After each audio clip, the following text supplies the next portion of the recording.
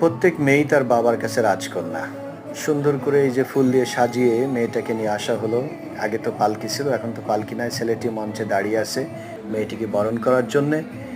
মেয়েটিকে এখানে নামিয়ে আনা হলো মঞ্চের পাশে লাল গালিচায়। ছেলেটি আস্তে আস্তে আসলো, এসে মেয়েটিকে হাত দিয়ে তাকে স্বাগত জানিয়ে আস্তে আস্তে মঞ্চের দিকে নিয়ে যাচ্ছে। সুন্দর ড্রেস আপ, খুবই চমৎকার। যদিও গান পরিবেশিত হচ্ছে, অনেক অতিথি এসছেন, তাদেরকে সংবর্ধনা দেওয়ার জন্যে। বিয়ে আগেই অনুষ্ঠান হয়ে গেছে। ইসলাম বা ধর্মীয় বিধান মতে আমাদের দেশে যে বিয়ের কালচার, এখানে কিছুটা ব্যতিক্রম হতে পারে। এটি পুলিশ কনভেনশন হল। আমার ছেলে এবং পরিবারসহ আমরা গিয়েছিলাম।